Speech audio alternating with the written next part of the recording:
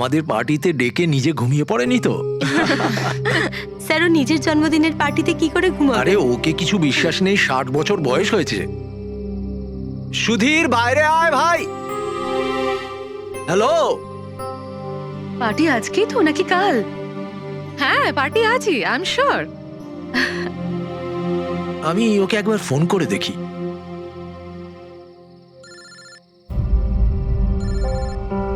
ভেতর থেকেই তো রিং শোনা যাচ্ছে, তাহলে কেউ গেট খুলছে না কেন? তাহলে ভিতর থেকে কেউ দরজা কেন খুলছে না? আমি বললাম না 60 বছর বয়স, এখনো বাচ্চা আছে। Sudhir,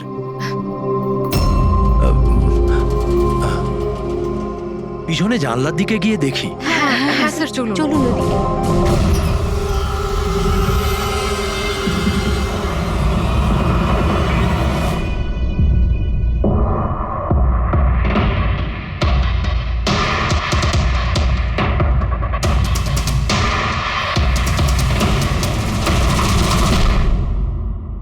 emergency medical card.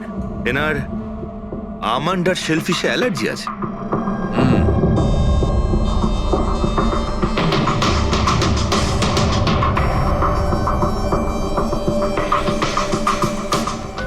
Sir, কেকটাও পুরো খাওয়া হয়নি। এই দেখুন, মনে হচ্ছে কেক কাটার কিছুক্ষণের মধ্যেই এরা সবাই মারা গিয়েছেন।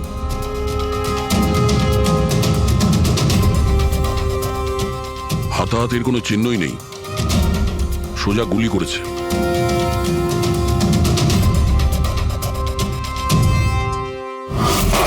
এইভাবেই গুলি চালিয়েছে।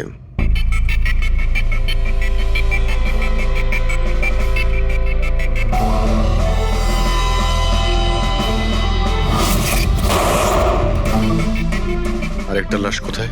ভেতরে আছে স্যার।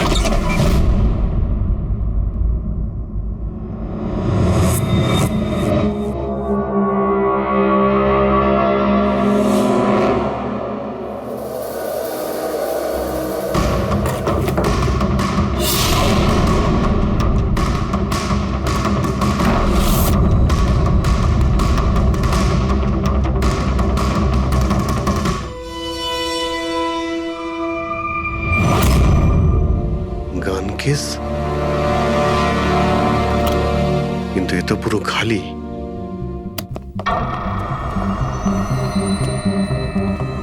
তবে স্যার, এই ঘটনা ঘটেছে কতক্ষণ হয়েছে? এই 4 জনের মৃত্যুই কালকে দুপুর 2টো থেকে 4টের মধ্যে হয়েছে। এরা কে কিছু জানতে পারলে? হ্যাঁ স্যার, উনি সুধীর বাবু, আর কে উইপস ইন্ডাস্ট্রির চেয়ারম্যান। ওর বড় ছেলে নীল, আর এ ওর ছোট ছেলে রিতেশ। আর ভিতরে যে আছে সে সুধীর বাবুর স্ত্রী মায়া।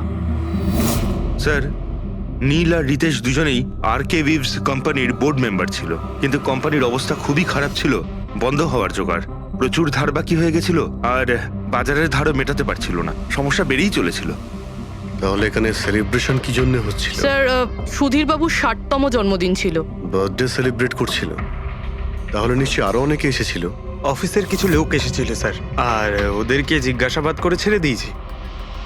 এরা সবাই এখানে একসাথে থাকতো কি? না না স্যার, এখানে তো শুধু সুধীরবাবু আর মায়া থাকতেন। সুধীরবাবু নীল আর রিতেশের জন্য আলাদা আলাদা বাংলো কিনে রেখেছিলেন, এরা দুজন ওখানেই থাকতো। আজকে তারা বাবার জন্মদিন পালন করতে এসেছিল। স্যার, সন্ধেবেলায় অনেক বড় একটা পার্টি হওয়ার কথা ছিল। কেক কাটার কিছুক্ষণের মধ্যেই সবাই মারা যায়। পার্টি প্ল্যান যারা করেছিল সেই টিমটা এসেছিল, কিন্তু কেউ দরজা খোলেনি দেখে চলে গিয়েছিল। বস, আমার মনে হচ্ছে না যে কেউ বাইরে থেকে এসেছিল। যা কিছু ঘটেছে এই 4 জনের মধ্যেই ঘটেছে। কিন্তু বাড়িতে তো কোনো চাকর অবশ্যই থাকবে। আছে তো, চাকর আছে তো, কিন্তু তারা গ্রামে গেছে। সুধীরবাবু শুধু আজকের জন্য একজন সার্ভেন্ট হায়ার করেছিলেন, সে কাল সকালে কাজ করে গেছিল। আর পার্টি শেষ হওয়ার পরে আজকে এসে পরিষ্কার করার কথা ছিল। পার্টি শেষ হওয়ার আগেই সবকিছু শেষ হয়ে গেছে। মনে তো হচ্ছে এটা মার্ডারই। সরি ডক্টর সালুকে, আমার এটা মনে হচ্ছে যে এই 4 জন ছাড়াও এখানে আরো একজন ছিল, যে বাইরে থেকে ভেতরে এসেছিল। একটু মন দিয়ে দেখো, এখানে কোনো হাতাহাতির কোনো চিহ্ন নেই, আর প্রত্যেকটা জিনিস নিজের জায়গাতেই আছে। এটা মনে হচ্ছে যে কেউ কেকের মধ্যে কিছু মিশিয়ে দিয়েছিল, যেটা খেয়ে এরা 4 জনই অজ্ঞান হয়ে গেছিল। তারপরে ওই 5 নম্বর লোকটা বাড়ির মধ্যে ঢুকলো, এসে সবাইকে গুলি করে দিল। এটা বস 100% মার্ডার। মার্ডার আর সুইসাইডও। আচ্ছা, তোমরা তো নিশ্চিতভাবে কি করে বলছো? স্যার এই দেখুন, বাকি 3টে লাশের কাছে স্ট্রাগলের কোনো চিহ্ন মাত্র নেই, শুধুমাত্র সুধীর বাবু ছাড়া। এনার পা ভাঁজ হয়ে রয়েছে, অনেকটা ব্লাডও বেরিয়েছে। আমার মনে হয় যখন ওনার গুলি লাগে তখন উনি বেঁচে ছিলেন। যদি উনিও কেক খেয়ে বাকিদের মতো অজ্ঞান হয়ে থাকতেন তাহলে ওদের মতোই পড়ে থাকতেন। ইনি প্রথমে 3জনকে গুলি করেন আর তারপর সুইসাইড করেন, এরকম মনে হচ্ছে। যদি এটাই হয়তো তাহলে যে বন্দুক দিয়ে গুলি করা হয়েছিল সেটা কোথায়? সেটা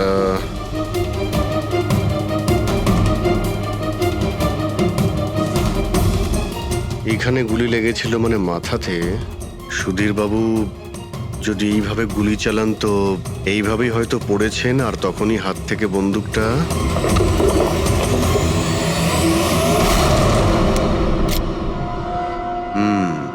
এই হলো বন্দুক। স্যার এই দেখুন, রিতেশের ফোনটা পেলাম। স্যার ও কেক কাটার কিছুক্ষণ পরেই নিজের সোশ্যাল পেজে এই সেলফিটা পোস্ট করেছে। বলছিলাম না, এখানে পঞ্চম ব্যক্তি থাকতেই পারে না। কিন্তু বুঝতে পারছি না কেন, আমার এখনো সন্দেহ আছে। দেখুন, সন্দেহ করা তো আমাদের কাজ। একটা কাজ করে যতগুলো এভিডেন্স আছে, যতগুলো জিনিস আছে, সব বিউরোতে নিয়ে যাই, দেখি এসিপি স্যার কি বলেন। গোলমাল মনে হচ্ছে। বস, আমি ওদের পেটের মধ্যে কেকের টুকরো পেয়েছি। ওই যে কেক ওরা খেয়েছিল, ওই কেকের মধ্যে সেনেটিভ মেশানো ছিল, নেশার ওষুধ। সেনেটিভ? 3 জন খেয়েছে আর অজ্ঞান হয়ে গেছে। 4জনই? না, 3 জন। নীল, রিতেশ আর মায়া, ওদের 3 জনের পেটের মধ্যেই শুধু কেকের টুকরো পাওয়া গেছে। তার মানে সুধীর বাবু ওই কেকটা খাননি? না দয়া, সুধীর শুধু একজনই ছিল যে গুলি চলবার সময় অজ্ঞান হয়নি। কি সুধীর বাবু নিজের জন্মদিনে এই কেক খাননি? খায়নি, কারণ ওই কেকের মধ্যে বাদাম মেশানো ছিল। কিন্তু স্যার ওনার বাড়ির লোকের তো নিশ্চয়ই জানা আছে যে ওনার বাদাম থেকে অ্যালার্জি ছিল। এক্স্যাক্টলি। তাহলে এই কেক আনলো কেন? অদ্ভুত ব্যাপার। সুধীর বাবুর বার্থডে ছিল আর কেক ওই 3জনে খেয়েছিল। কেক 3 জনে খেয়েছিল, কিন্তু ওখান থেকে যে বন্দুকটা পাওয়া গেছে তাতে 4টে গুলি খরচ হয়েছে, যেগুলো এদের গায়ে লেগেছে। অদ্ভুত ব্যাপার যে ওর ওপর সুধীরের আঙুলের ছাপ আর আছে। ওই বন্দুকটাও তো সুধীর বাবুর নামেই রেজিস্টার করা। তো সুধীর বাবু প্রথমে ওই 3জনকে গুলি করে আর তারপর নিজে সুইসাইড করে, কিন্তু কেন? ঝামেলা এড়ানোর জন্য। ব্যবসা ডুবে যাচ্ছে, ধার দেনা বেড়ে যাচ্ছে, এই জন্য নিজের সঙ্গে পুরো ফ্যামিলিটাকেই মেরে ফেলে। আর কি কারণ হতে পারে? হ্যাঁ স্যার, তাই তো মনে হচ্ছে। সুধীর বাবু ইচ্ছে করেই ওই বাদামওয়ালা কেক নিয়ে এসেছিল যাতে ওনাকে না খেতে হয়, আর উনি সেনেটিভ মিশিয়ে ওই কেকটা সবাইকে খাইয়ে দেন। আর অজ্ঞান হওয়ার পরে তাদের মেরে ফেলে নিজেও আত্মহত্যা করেন। রবি, ওই রিতেশ যেটা ফটো আপলোড করেছিল না নেটে, সেটা একটু খোলো তো। কটার সময় তুলেছিল এই ফটোটা? স্যার 2:05 আর আপলোড করেছিল? স্যার 2:07। সালুকে একটা কথা বলো, কেক খাওয়ার কতক্ষণ পরে ওরা অজ্ঞান হয়েছিল? 20 থেকে 25 মিনিট। মানে 2:30 না 2:35? আমার মনে হয় ওরা সবাই ওই সময়ই মারা গিয়েছিল, 2:30 থেকে 3:45-এর মধ্যে। মানে সবকিছু ঘটেছে ওই 40 মিনিটের ভেতরেই। 1 মিনিট, ওই দেখো, ওই ছায়াটা কার? ওই শ্যাডো? এই 4জন তো এখানে দাঁড়িয়েছিল, তাহলে ছায়া ওখানে গেল কি করে? সেটা ওখানে গিয়েই দেখতে হবে। এই শ্যাডোটা কার ছিল? 2:04। পর্দার পজিশন একদম ঠিক আছে তো? একদম স্যার। পজিশন নিয়ে নি। রেডি? 2:05 ইয়া। আরে এখানে তো কোনো ছায়া দেখতে পাচ্ছি না। তাহলে ওখানে ছায়া কোথা থেকে এলো?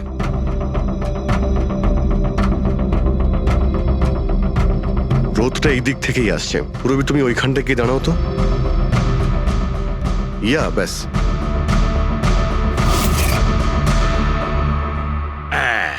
এইখানে ছায়াটা দেখা যাচ্ছে, ঠিক যেমনটা ওখানে ছিল, সেম টু সেম। আমি ঠিকই বলেছিলাম, এখানে কোনো 5 নম্বর লোক ছিল। আর সে ওখানেই দাঁড়িয়েছিল যেখানে আমি দাঁড়িয়েছিলাম। এই সেই লোকটাই হবে যে সুধীর বাবু আর তার পরিবারকে মেরেছে। আর সে আমাদের অলমোস্ট ধোকা দিয়ে দিয়েছিল যেটা মার্ডার কাম সুইসাইড। আর ওর ছায়াই ওকে ধোকা দিয়ে দিয়েছে। কিন্তু স্যার আমরা এই ছায়ার মাধ্যমে খুনি অবধি পৌঁছবো কি করে? খুনির মেন টার্গেট ছিল সুধীর বাবু, আর সে ওই সময় ওখানেই দাঁড়িয়েছিল। নিশ্চয়ই চেনা জানাই কেউ হবে। কারেক্ট। খোঁজ নিয়ে দেখো সুধীরবাবু পার্টিতে কাদের কাদের ডেকেছিলেন।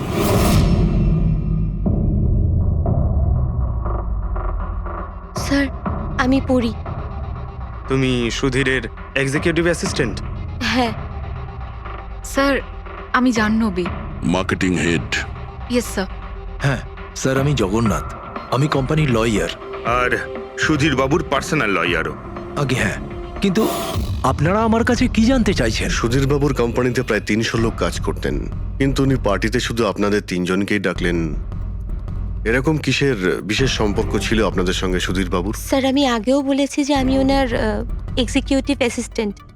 তো একজন এক্সিকিউটিভ অফিসারের সঙ্গে এতটা পার্সোনাল রিলেশনশিপ? স্যার আমি ওনার শুধু কাজই না, বরং ওনার পার্সোনাল লাইফও ম্যানেজ করতাম। আই মিন পার্সোনাল আর প্রফেশনাল দুটোই। আর ওই দিনও আমি পার্টি ম্যানেজ করতে গেছিলাম, সেলিব্রেট করতে না। আর উকিল বাবু আপনি? স্যার আমি আর সুধীর হলাম ছোটবেলাকার বন্ধু। ওর বার্থডে আর আমি যাব না, এটা কি করে হতে পারে? আর আপনি, আপনাকে কেন ইনভাইট করেছিল সুধীরবাবু পার্টিতে? স্যার আমাকে সুধীর স্যার না, নীল ইনভাইট করেছিল। আমি আর নীল খুব ভালো বন্ধু ছিলাম। I see. তো আপনি ওনার পুরো শিডিউল ম্যানেজ করতেন। তো এই বার্থডে পার্টির দিন কেউ কি আসার কথা ছিল? কোনো মিটিং রেখেছিলেন আপনারা? স্যার ওই দিন ব্যাংক হলিডে ছিল, তার জন্য কোনো মিটিং বা অ্যাপয়েন্টমেন্ট ছিল না। আর ওনার বার্থডে ছিল, তাই উনি পুরো দিন ওনার ফ্যামিলির সাথেই কাটাতে চাইতেন। দুপুর 2টো থেকে 3টের মধ্যে আপনারা কোথায় ছিলেন? স্যার আমি তো আমার বাড়িতেই ছিলাম, ভ্লগ বানাচ্ছিলাম। ব্লগ? Video blog. আমার একটা ইন্টারনেট চ্যানেল আছে যেখানে আমি ভিডিও বানিয়ে আপলোড করি। স্যার আমি বাড়িতে ঘুমোচ্ছিলাম, আমার শরীরটা ঠিক ছিল না। স্যার আমি আমার ফ্যামিলির সাথে ফিল্ম দেখতে গিয়েছিলাম। আচ্ছা, কিছুদিনের মধ্যে সুধীরবাবুর ব্যবহারে কোনো পরিবর্তন দেখেছিলেন আপনারা? হ্যাঁ স্যার, আমি একটা জিনিস নোটিস করেছিলাম। স্যার আজ থেকে ঠিক 1 মাস আগে আমাদের মিটিং চলছিল।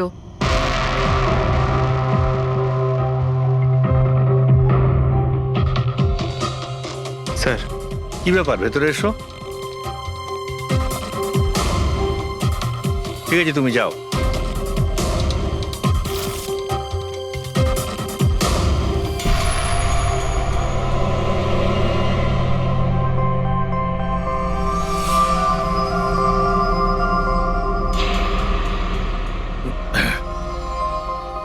Sorry, gentlemen.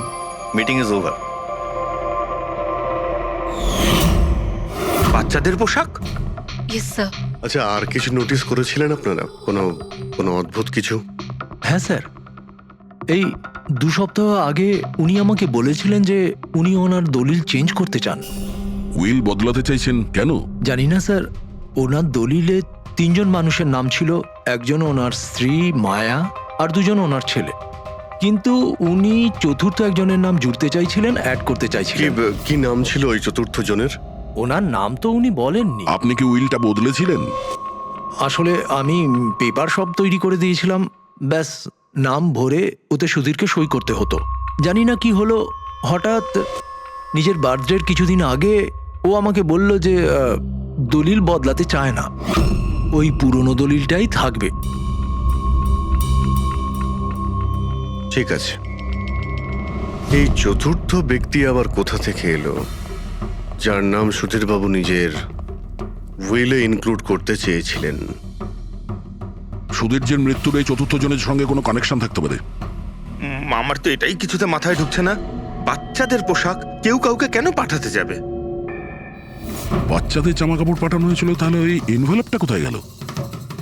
সুধীরবাবুর রুমটা তো আমরা ভালো করে চেক করেছি, ওখানে তো কিছুই পাইনি আমরা। বাড়িতে নয় তো অফিসে?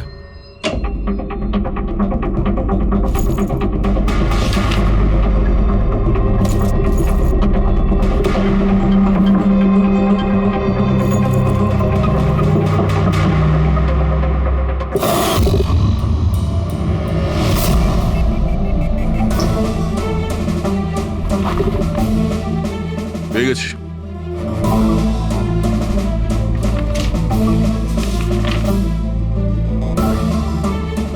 আরে, এতে তো দেখছি কোনো পোস্টাল স্ট্যাম্প বা যে পাঠিয়েছে তার নামই নেই।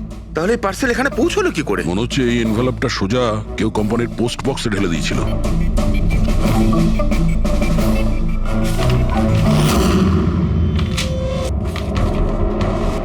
এই এনভেলপটা ডক্টর সালুকের কাছে পাঠিয়ে দিই, উনি হয়তো কিছু পেতে পারেন। ঠিক আছে। আচ্ছা, এই জাহ্নবী বলছিল যে এই পার্সেলটা দেখে মিস্টার সুধীর একদম চমকে গিয়েছিলেন। হতে পারে কোনো পুরনো স্মৃতি জেগে উঠেছিল। আর তারপর উনি কাউকে কলও করেছিলেন হয়তো। আগের মাসের কল ডিটেলস সুধীরবাবুরটা দেখি এই এনভেলপ পাওয়ার পরে সুধীরবাবু সবার আগে কাকে ফোন করেছিলেন? সুধীরের ফোন এসেছিল অনেক বছর বাদে। কি কথা হয়েছিল আপনাদের দুজনের? খুব রেগেছিল যে আমি ওকে কেন এনভেলপটা পাঠিয়েছিলাম, কিন্তু আমি তো ওকে এনভেলপ পাঠাইনি। কিন্তু কোনো কারণ তো ছিল যাতে সুধীরবাবু আপনাকে সন্দেহ করেন। হ্যাঁ, নিশ্চয়ই। ওই এনভেলপে বাচ্চার জামা ছিল। ওর মনে হয়েছিল ওটা সেই জামাটাই যেটা আমি আর সুধীর আমাদের সন্তানের জন্য কিনেছিলাম। আমাদের বাচ্চার জন্যে? আমার আর সুধীরের সন্তান। 30 বছর আগে আমি আরকে ওয়েবস কোম্পানিতে অ্যাকাউন্ট ডিপার্টমেন্টে কাজ করতাম। সুধীরের বাবা সেটার মালিক ছিল।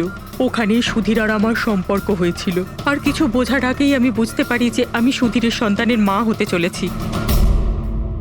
তো আপনাদের দুজনের বিয়ে হয়নি? না, হয়নি।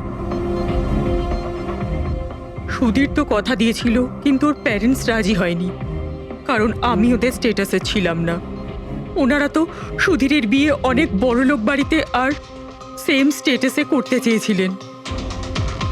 তারপরে ওর প্যারেন্টস আর ফ্যামিলি খুব চেষ্টা করেছিল ওকে, আমাকে, এমনকি আমার ফ্যামিলিকেও বোঝানোর জন্য যে আমি বাচ্চাটাকে নষ্ট করে দিই।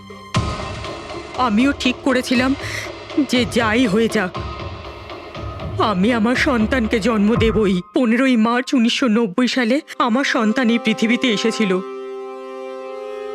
কিন্তু সেই রাতেই ও মারা গিয়েছিল।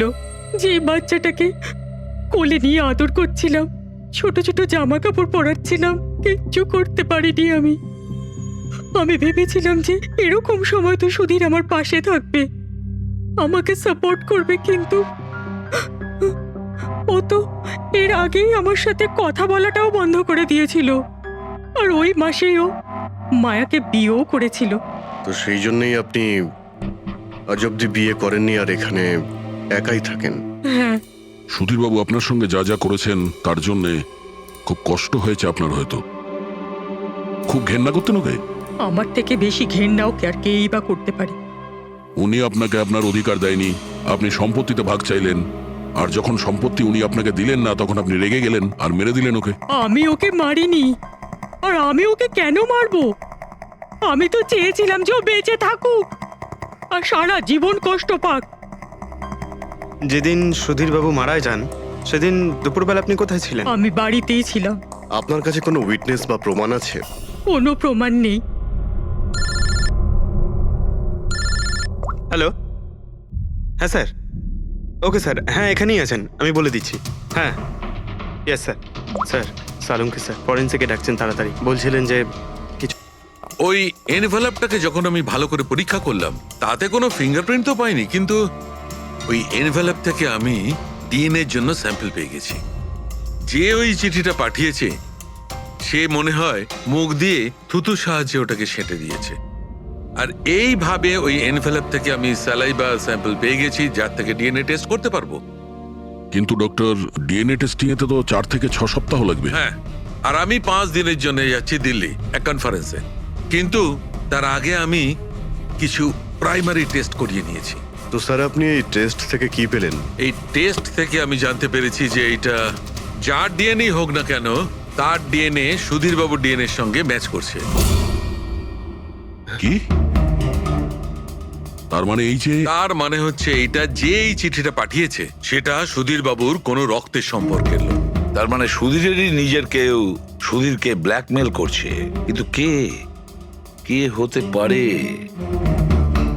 স্যার অদিতির পেটে যে বাচ্চাটা ছিল সেটা তো মরা অবস্থায় জন্মেছিল। হ্যাঁ, আর রইল বাকি সুধীর বাবুর 2 ছেলে নীল আর রিতেশ। ওরা দুজন আবার সুধীর বাবু আর অদিতির গোপন রহস্যটা জেনে ফেলেনি তো? হতে পারে তার জন্যই ব্ল্যাকমেল করছিলেন, বাচ্চাগুলোর পোশাক পাঠিয়ে। আচ্ছা স্যার, ওই যে বাচ্চাদের পোশাক পেয়েছিলাম, ওগুলো কি সত্যি পুরনো নাকি ময়লা টয়লা করে পুরনো দেখানোর চেষ্টা করা হয়েছে? আমি ওগুলোকে স্পেশালাইজড ল্যাবে পাঠিয়ে দিয়েছি চেক করার জন্য, তাড়াতাড়ি জানা যাবে। আচ্ছা, পুরবি সুধীর বাবুর ছেলের ব্যাপারে কি জানতে পেরেছো? কি করতো ও? স্যার 1 বছর আগে সুধীর বাবু নিজের কোম্পানিতে নিজের ছেলেদেরকেই বোর্ড মেম্বার বানিয়েছিলেন, আর তারপর থেকেই কোম্পানি লসে যেতে শুরু করলো। ওরা কোম্পানির টাকা নিয়ে নিজেরাই নয়ছয় করতো, দামি দামি গাড়ি, প্রচুর শখ মেটাতো, সবকিছু করতো শুধু কাজ বাদ দিয়ে। কিন্তু স্যার সুধীরবাবু তার ছেলেদের খুব ভালোবাসতেন, দুজনের জন্য আলাদা আলাদা বাংলো। আচ্ছা, এটা নয় তো যে ওদের দুজনের মধ্যেই কেউ ওই এনভেলপটা লেটার বক্সে ফেলেছিল? কিন্তু একটা কথা কিছুতেই মাথায় ঢুকছে না, এই ব্ল্যাকমেলিং কেন? আরে ভাই, টাকার জন্য। কোম্পানি ডুবে যাচ্ছিল। কারেক্ট। কোম্পানি কাঙাল হওয়ার আগে যা কিছু গুছিয়ে নিতে পারো গুছিয়ে নাও। যদি সুধীর বাবুর 2 ছেলে তাদের বাবাকে টাকার জন্য ব্ল্যাকমেল করে থাকে, তাহলে নিশ্চয়ই ওনার ব্যাংকের অ্যাকাউন্টে নিশ্চয়ই টাকা এসে থাকবে, খুব বড় রকমের ফিগার। একটা কাজ করো, এই দুজনের পার্সোনাল অ্যাকাউন্ট, কোম্পানি অ্যাকাউন্ট সব চেক করো, দেখো কোনো বড় অ্যামাউন্ট এসেছিল কিনা। স্যার, স্যার কিছু পেয়েছি স্যার। আরকে উইপস ইন্ডাস্ট্রি থেকে কোটি টাকা ট্রান্সফার হয়েছে স্যার। কার অ্যাকাউন্টে ট্রান্সফার হয়েছে? 1 মিনিট দেখছি। এগুলো রিতেশ আর নীলের অ্যাকাউন্টই হবে? না স্যার, প্রাইভেট অ্যাকাউন্ট, রেচেলের নামে। কোন টাকা? আপনারা কি নিয়ে কথা বলছেন? আমি কিচ্ছু জানি না। কোন টাকা? সেই টাকাটা যেটা আরকে উইপস এর অ্যাকাউন্ট থেকে তোমার অ্যাকাউন্টে ট্রান্সফার হয়েছে। এবার কিছু মনে পড়েছে? ওটা তো আমার স্যালারি, আমি ওখানে কাজ করতাম। স্যালারি? 11 কোটি স্যালারি? হ্যাঁ, তাও আবার 2 সপ্তাহের। ওই হিসাবে তো তোমার মান্থলি স্যালারি 22 কোটি টাকা হবে। কি কাজ কি করো তুমি? ব্ল্যাকমেলিং এর কাজ। তুমি আর রিতেশ দুজন মিলে সুধীর বাবুকে ব্ল্যাকমেল করছিলে। দেখো রিচেল, আমরা খুব ভালো করেই জানি যে তুমি আরকে কোম্পানিতে একদিনের জন্যও কাজ করনি। এবার পরিষ্কার করে সত্যিটা বলবে নাকি? রিতেশ কিন্তু আর নেই, তাই যত শাস্তি সব তোমাকেই কিন্তু পেতে হবে। ব্ল্যাকমেলিং আর এক্সটর্শনের শাস্তি জানো তুমি? আমি কাউকে ব্ল্যাকমেল করিনি। তাহলে সুধীর বাবু কি তোমাকে 11 কোটি টাকা এমনিই দান করে দিলেন? সুধীর আঙ্কেল তো ওই টাকা ট্রান্সফারই করেননি। তাহলে কে করেছিল? আমার বয়ফ্রেন্ড রিতেশ। ও আমাকে বলেছিল যে ওর কোম্পানির টাকা ও কিছুদিনের জন্য অন্য কোথাও রাখতে চায়। অন্য কোথাও? কেন? জানি না, আর আমি জিজ্ঞাসাও করিনি। তুমি রিতেশকে জিজ্ঞাসা করনি, আর যখন রিতেশ মারা গেল তখন পুলিশকেও বলনি? আমি ভেবেছিলাম যে রিতেশ তো আর বেঁচে নেই, তাই তাই টাকাগুলো আমি রেখে দিই। কেউ কি করে জানতে পারবে? কিন্তু সুধীর বাবুর ফ্যামিলিকে মারতে পারে কারা? পরি তো ভিডিও বানাচ্ছিল, আর জাহ্নবী অসুস্থ ছিল, আর জগন্নাথ নিজের ফ্যামিলির সঙ্গে ফিল্ম দেখছিল। কিন্তু অদিতির ব্যাপারে আমি কিছুই বুঝতে পারছি না। কিন্তু কে হতে পারে যে সুধীর বাবুকে এনভেলপ পাঠায়, ওই প্যাকেটটা পাঠায়? সে কে? ওর নামটা সুধীর বাবু উইলে লিখতে চেয়েছিলেন, কিন্তু লেখেননি। সে কে?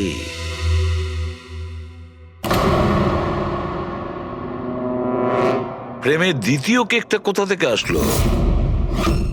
হ্যাঁ স্যার, এখানে দুটো কেক। সেটাই তো, যখন বার্থডে ছিল সুধীর বাবু তার নিজের ফ্যামিলির সঙ্গে, ছোট কেকটা কেন কাটতে যাবে যেখানে এত বড় কেকটা রয়েছে এর সামনে? স্যার, যাতে ও রাতে পার্টিতে বড় কেক খেতে পারে। আরে ভাই, সুধীরবাবু কি 18 বছরের বাচ্চা ছিল নাকি যে নিজের বার্থডেতে দুটো কেকের অর্ডার দেবে? স্যার, হতে পারে এই কেকটা ওনাকে কেউ গিফট করেছে, এই কিন্তু বাদামওয়ালা কেক। সেটা তো বক্সে নিয়ে আসবে, আর তার উপরে কেক শপের নামটাও লেখা থাকবে। না স্যার, ওখানে তো আমরা কোনো বক্স পাইনি। ছিল না? হতে পারে কেউ এই কেকটা বাড়িতে বানিয়েছে, সেই জন্যই আমরা ওখানে বক্স পাইনি। কিন্তু এই আমন্ড দেওয়া কেক পাঠালোটাকে? স্যার, হ্যাঁ, স্যার আমি জাহ্নবীর সোশ্যাল প্রোফাইল চেক করছিলাম। স্যার, এখানে ওর অনেক ছবি আছে যেখানে ও কেক আর পেস্ট্রি বেক করছিল। বেকিং ও খুব পছন্দ করে।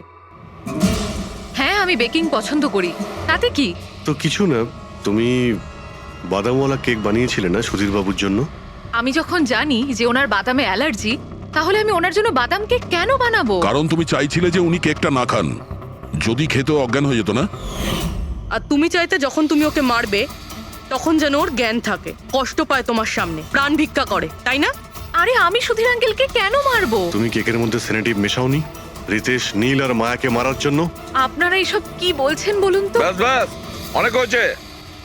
তুমি বলেছিলে না যে ওই দিন তুমি অসুস্থ ছিলে আর বাড়িতেই ছিলে? কোথাও তুমি যাওনি। তুমি পার্টিতে কিভাবে গিয়েছিলে কিনা পার্টিতে?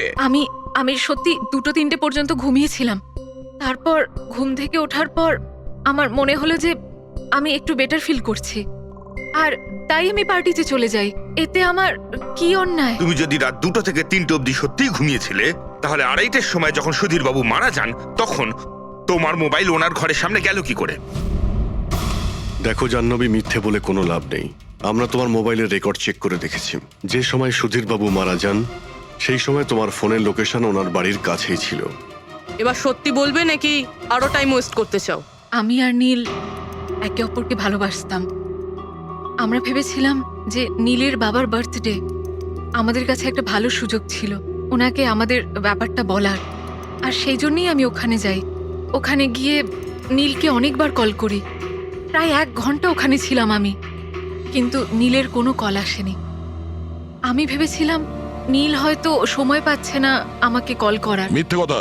তোমার মনে হয়েছিল নীল তোমাকে ঠকাচ্ছে, সেই কারণে তুমি ওকে আর ওর পুরো ফ্যামিলিকে মেরে দিয়েছো। এই আপনারা কি বলছেন বলুন তো? আমি বেকিং করতে ভালোবাসি, তার মানে তো এটা নয় যে খুনটা আমি করেছি। ইন্টারনেটে রেসিপি দেখে তো যে কেউ কেক বানিয়ে ফেলতে পারে। কেক বানানো কি এমন কঠিন কাজ?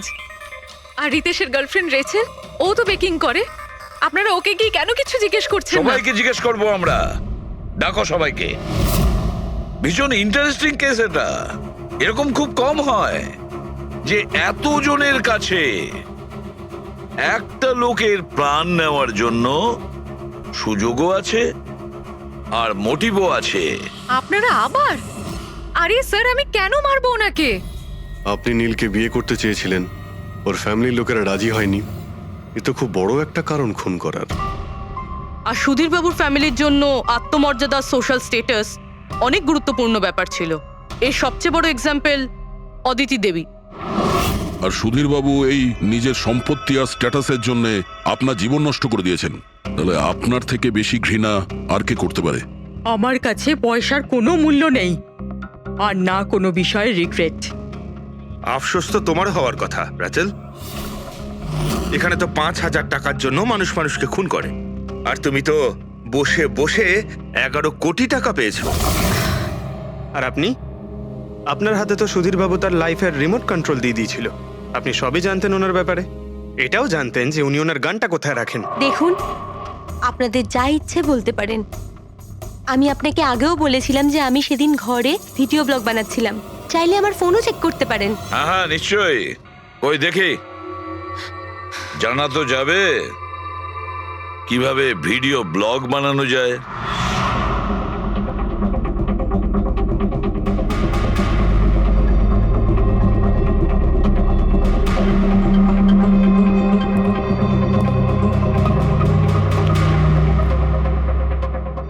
স্যার, এখন আপনি বিশ্বাস করেছেন তো যে সেদিন আমি নিজের ঘরে DIY ভিডিও বানাচ্ছিলাম? DIY তার মানে? Do it yourself. স্যার, আমি প্রত্যেকদিন নিজের ইন্টারনেট চ্যানেলে মানুষদের দৈনন্দিন কাজের ইজি পদ্ধতি দেখাই। Do it yourself. স্যার, হ্যাঁ, নিউজ পেপারটা দেখুন, ডেটটা ওই একই। হ্যাঁ সেটাই তো আছে। মানে ভিডিও ওই দিনই শুট করা হয়েছিল? স্যার, হ্যাঁ পুরবি।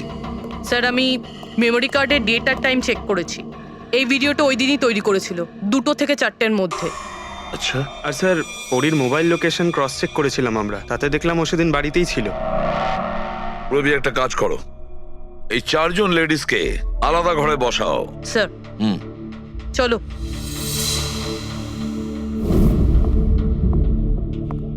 স্যার, কি ভাবছেন আপনি? সমস্ত প্রমাণ তোর পক্ষেই দেখছি। এই কেসটা তো আমি অন্ধকারে ডুবে যেতে দেখছি।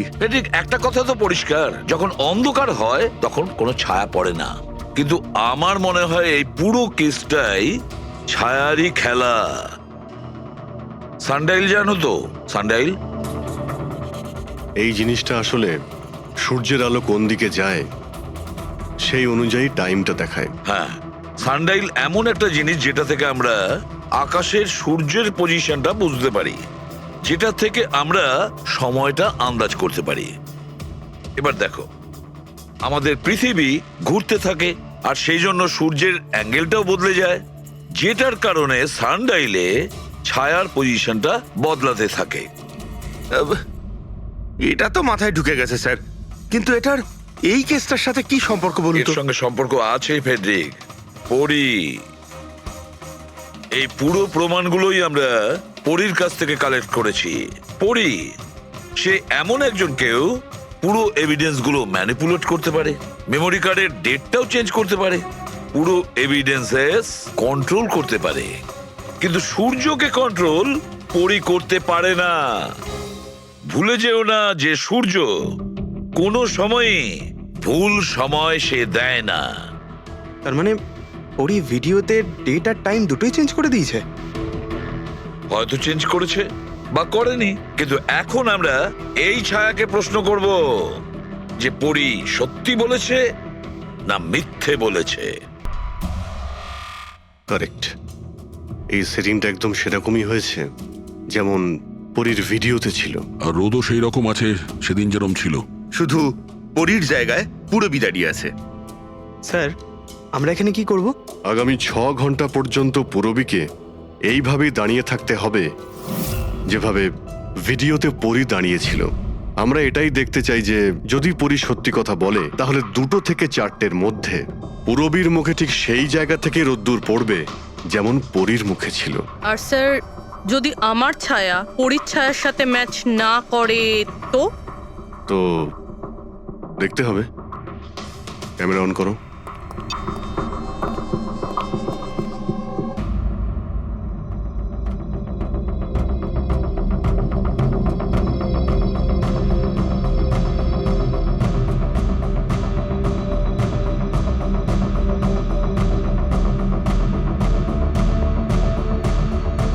চলো, গুড।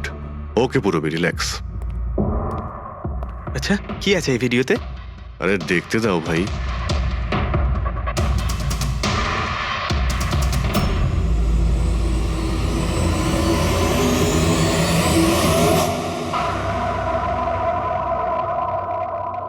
তো সকাল 11টা থেকে 1টার মধ্যে তুমি ওই ভিডিওটা রেকর্ড করেছিলে। আর তুমি খুব চালাকির সাথে ভিডিও ডেট আর টাইম চেঞ্জ করে দিয়েছো। মেমোরি কার্ডের ডেট আর টাইম বদলে দিয়েছিলে, নিজের মোবাইল ফোনটা বাড়িতে রেখে দিয়েছিলে যাতে আমরা ওখানকার লোকেশন পাই। তুমি কি মনে করেছিলে এসব করার ফলে আমরা বোকা হয়ে যাব? হ্যাঁ, না তুমি আমাদেরকে বোকা বানাতে পারলে, না আকাশে ওঠা সূর্যকে। তোমার ভিডিওতে রোডের ডিরেকশন দেখে স্পষ্টই বোঝা যাচ্ছে ওই ভিডিওটা 11টা থেকে 1টার মধ্যে শুট করা হয়েছে। চেষ্টাটা ভালোই করেছিলেন, কিন্তু রিসার্চ ওয়ার্কটা একটু দরকার ছিল। পরি, তোমার ব্যাপারে আমরা সবকিছু জেনে গেছি। পড়ি, আমাদের হয়তো ম্যাক্সিমাম 4 সপ্তাহ সময় লাগবে তোমার ডিএনএ টেস্ট করে এটা প্রমাণ করতে যে তুমি সুধীর বাবুর মেয়ে, কিন্তু তাতে সত্যিটা বদলে যাবে না।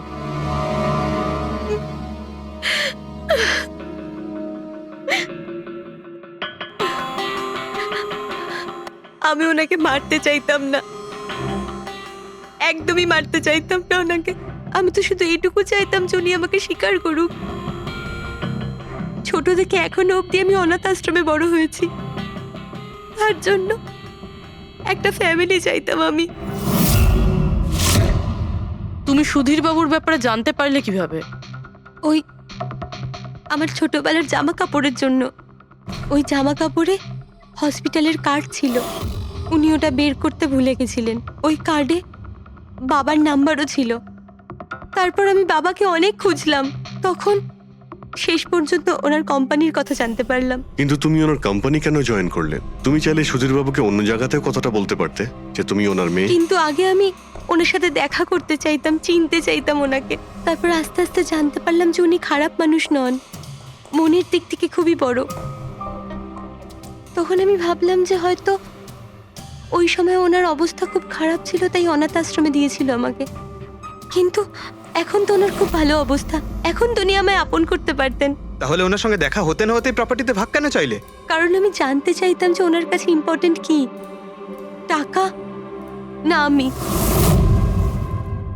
তার জন্যই সুধীরবাবু ওনার উইল চেঞ্জ করতে চাইছিলেন। হ্যাঁ, আর এটা শুনে আমি খুব খুশি হয়ে গেছিলাম। কিন্তু সুধীর বাবু তার সিদ্ধান্ত বদলে ফেলেছিলেন, যেটা তুমি সহ্য করতে পারোনি।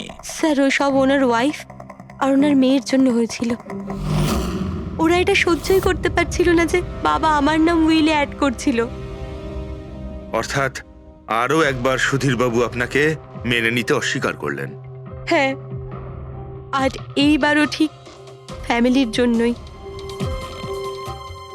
উনি একদম বদলাননি, উনি একদম ঠিক আগের মতোই ছিলেন।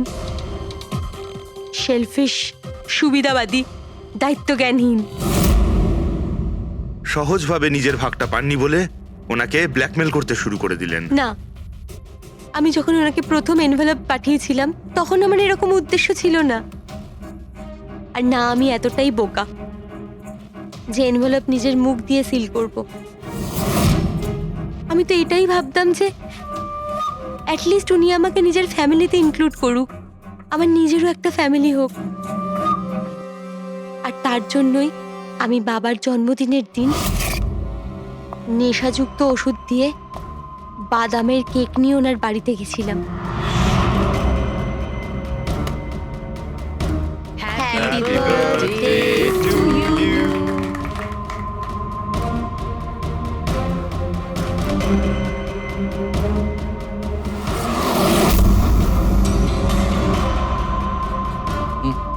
আমার অ্যালার্জি আছে।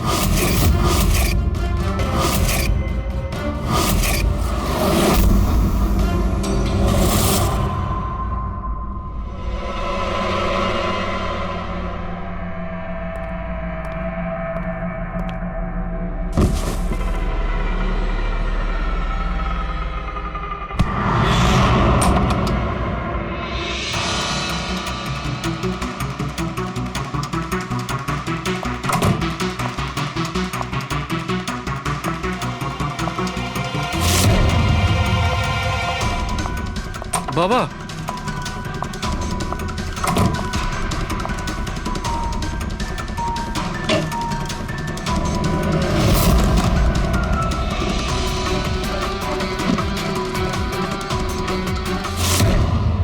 তুমি সুধীরবাবুর পুরো ফ্যামিলিকে মারতে চেয়েছিলে না? তোমার লক্ষ্য পূরণ হয়েছে। এবার তোমার সঙ্গে ওনার ফ্যামিলির লাস্ট মেম্বারও শেষ হয়ে যাবে। জেল যাওয়ার আগে আমরা তোমার সঙ্গে কারোর সঙ্গে দেখা করিয়ে দিতে চাই।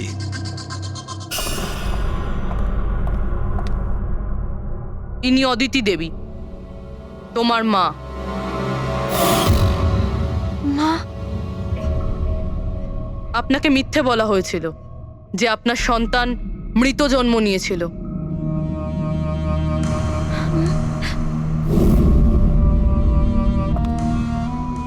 মা,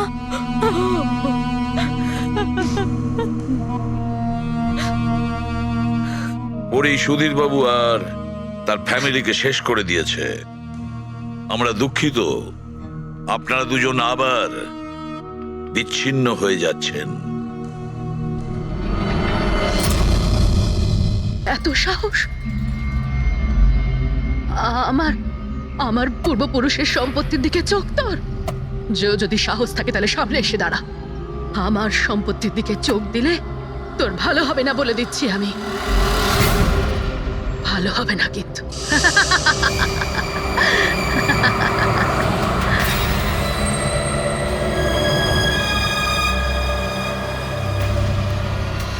আর এখানে তো কাউকেই দেখতে পাচ্ছি না, কাকে জিজ্ঞেস করব? এত ঘন একটা জঙ্গল, কোনো সাইনবোর্ডও দেখতে পাচ্ছি না আমি এখানে।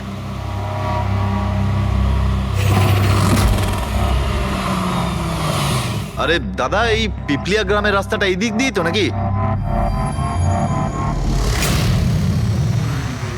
আরে শোনো না দাদা, আরে অদ্ভুত লোক তো রে ভাই।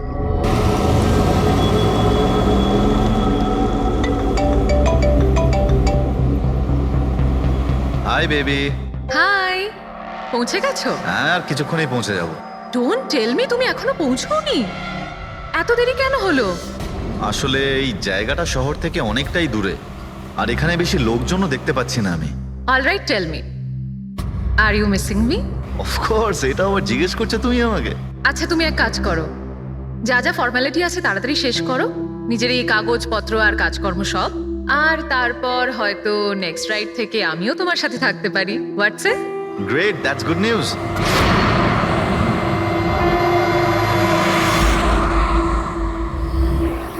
আচ্ছা বেবি, আমার মনে হচ্ছে যে আমি পৌঁছে গেছি। আমি ওই বাড়িটাও দেখতে পাচ্ছি।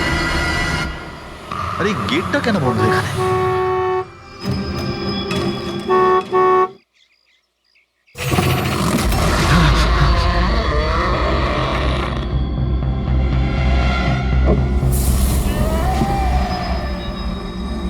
রায় রঞ্জিতের বাড়িতে যাচ্ছ? হ্যাঁ। যেও না, যেও না, তোমার জীবনের সব থেকে বড় ভুল হয়ে যাবে সেটা। যেও না, যেও না। কিন্তু আপনি কে? আমি তোমার মৃত্যু, তোমার মৃত্যু।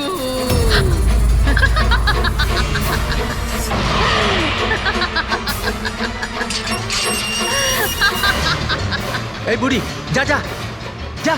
যাস না, যাস না, নাহলে তুইও মরবি, আরে, তুইও মরবি, এ, তুইও মরবি। যা, যা। যাস না, তুইও মরবি। নমস্কার সাহেব, আপনি রাজ সাহেব? হ্যাঁ হ্যাঁ হ্যাঁ। আসুন আসুন আসুন আসুন। Hello Raj, Raj are you okay? কে ছিল? হ্যাঁ হ্যাঁ বন্দনা, আমি ঠিক আছি একদম। কেউ ছিল না। আমি পৌঁছে গেছি বাংলোতে। ঠিক আছে, আমি পরে ফোন করছি তোমায়। Okay okay, you take care. I speak to you soon. Bye. Bye by.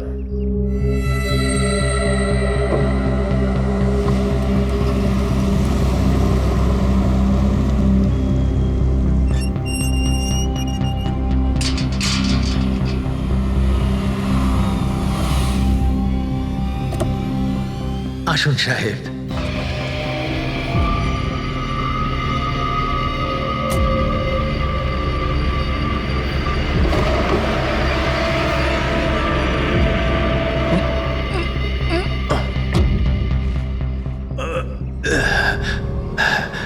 সাহেব, রাস্তায় কোনো কষ্ট হয়নি তো? না, কিন্তু ওই মহিলা কে ছিল? ওই মহিলা যে আপনার সঙ্গে কথা বলছিল, ওর নাম লালি। একটু অদ্ভুত ধরনের। ওর কথায় আপনি কিছু মনে করেননি তো? না, খারাপ লাগেনি আমার। তবে আমি একটা কথা বুঝতে পারছি না, ওই মহিলা আমাকে এই বাড়িতে ঢোকার থেকে বারণ করছিল কেন? ওর কথাটাকে আপনি সেভাবে নেবেন না। মাথায় একটু গন্ডগোল আছে, যা পারে বকবক করে। আপনি আসুন, ভেতরে আসুন।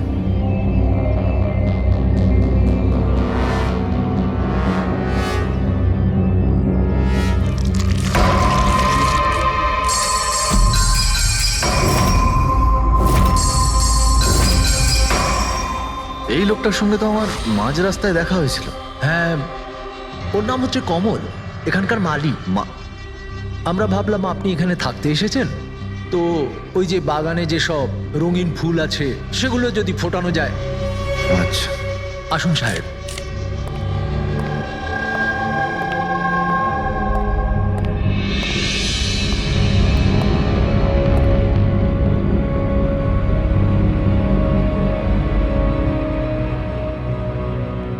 আচ্ছা একটা কথা বলুন আমায়। হ্যাঁ। আপনি কত বছর ধরে এখানে কাজ করছেন? সাহেব, এটা ধরে নিতে পারেন যে হামাগুড়ি দিতে দিতে এখানেই বড় হয়েছি। এই বাড়ি থেকে বেরোবো যখন আমি শ্মশানে যাব। সাহেব, এবার এই বাড়ি আপনার।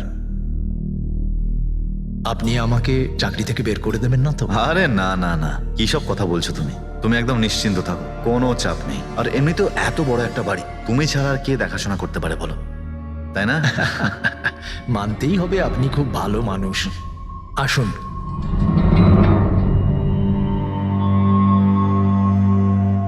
সাহেব, এই হলো আপনার রুম।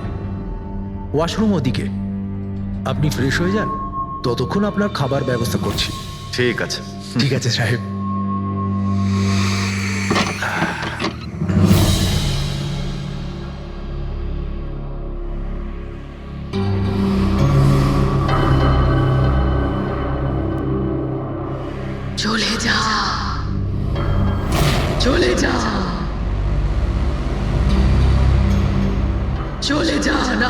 তুইও মরবি।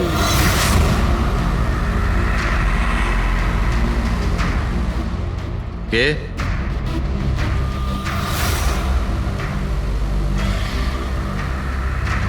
আমি বললাম তো চলে যা।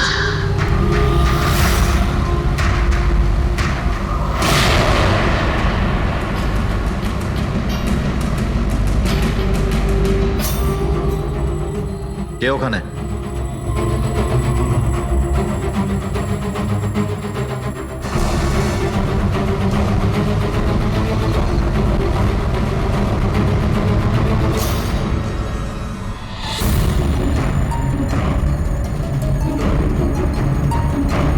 যেভাবে বাকি সবাই মরেছে সেইভাবে তুইও মরবি।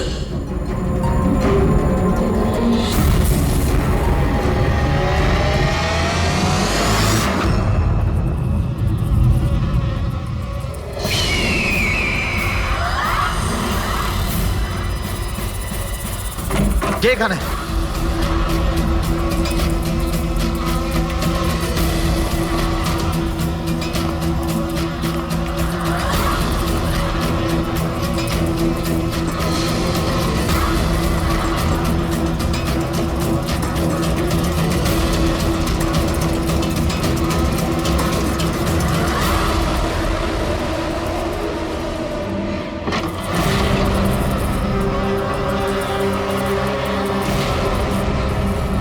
মৌমাছি?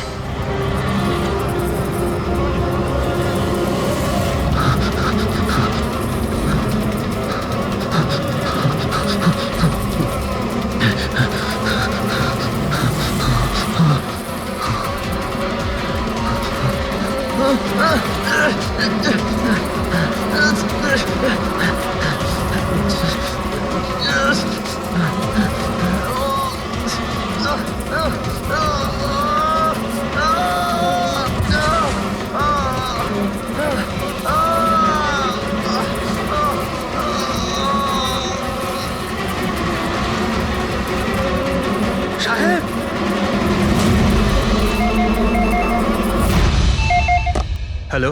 Hello, can I speak to SB Pratiman please? হ্যাঁ, একটু শান্ত হন। আপনি কে বলছেন? আমি কে বলছি, আমি কেন ফোন করছি এসব আমি এখন কিচ্ছু বলবো না। Can you just make me speak to him right now? এক মিনিট হোল্ড করুন। স্যার, হ্যাঁ স্যার একটা ফোন কল আছে। স্যার একজন লেডি বলছেন যে শুধু আপনার সঙ্গেই কথা বলবেন। Hello, hello, SB Pratiman? আমি এসিপি প্রদ্যুমান বলছি। স্যার, হ্যাঁ বলুন। স্যার আমি বন্দনা বলছি আমেরিকা থেকে। হ্যাঁ বলুন, স্যার আমার সাথে খুব খুব খারাপ হয়েছে স্যার। কি হয়েছে আপনার সঙ্গে? স্যার আমার ফিয়ান্সে রাজ ইন্ডিয়া গেছিল নতুন একটা বাংলো কিনতে। স্যার ওখানে মৌমাছির কামড়ে ওর মৃত্যু হয়ে যায়। কি? আচ্ছা তাহলে আমি আপনার জন্য কি করতে পারি বলুন? স্যার, স্যার কিন্তু আমার মনে হয় যে ওর মৃত্যু মৌমাছির কামড়ে হয়নি। ইনফ্যাক্ট আমার মনে হয় ওকে মারা হয়েছে। হ্যাঁ কিন্তু আচ্ছা এটা আপনার কেন মনে হচ্ছে? স্যার ও যখন প্রপার্টি কেনার পর কাগজ কলমের কাজ করতে চাচ্ছিল তখন। তারপরে কি হয়েছিল? স্যার আমি পরিষ্কার শুনতে পেয়েছিলাম রাজকে এক মহিলা হুমকি দিচ্ছিল। কে ছিল সেই মহিলা? No sir, I have no clue. আচ্ছা একটা কথা বলুন, আপনার এই রাজের এই ইন্ডিয়াতে কারোর সঙ্গে কোনো শত্রুতা ছিল বা কোনো ঝগড়া টগড়া? না স্যার, রাজের কারোর সাথে কোনো ঝগড়াঝাটি বা শত্রুতা ছিল না। ইনফ্যাক্ট রাজ তো ইন্ডিয়াতে কাউকেই চেনে না। তাহলে কি করতে পারে? কে রাজের প্রাণ নিতে পারে বলে আপনার মনে হয়? আচ্ছা আপনি কি কাউকে সন্দেহ করেন? না স্যার, কোনো সন্দেহ নেই। স্যার রাজ তো একটা ভালো কাজে গেছিল। কিরকম কাজ? He wanted to start a orphanage. ও একটা অনাথ আশ্রম খুলতে চেয়েছিল। সত্যিই ভালো কাজ, কিন্তু কার কাছ থেকে বাড়িটা কিনেছিলেন তিনি? স্যার বাড়িটা তো ও গভর্নমেন্টের থেকে নিলামে কিনে নিয়েছিল। ও শুধু ইন্ডিয়া আইনি কাজের জন্য গেছিল। দেখুন একটা কাজ করুন, পুরো ব্যাপারটা ডিটেলে আমাকে পাঠিয়ে দিন, আমি যথাসাধ্য চেষ্টা করব আপনার জন্য, কেমন? স্যার আমি সিআইডির ব্যাপারে খুব শুনেছি। স্যার আমি জাস্টিস পাবো তো? বন্দনা দেবী, আমি আপনাকে কথা দিচ্ছি সম্পূর্ণ ন্যায় বিচার পাবেন আপনি। আর যে আপনার রাজের ক্ষতি করেছে তাকে আমি শাস্তি দেব। বন্দনা, ওনার হবু স্বামী রাজ আমেরিকা থেকে ইন্ডিয়াতে আসে বাড়ি কিনে অনাথ আশ্রম চালানোর জন্য। আর রাজের মৃত্যু হয় মৌমাছির কামড় খেয়ে। ইন্টারেস্টিং।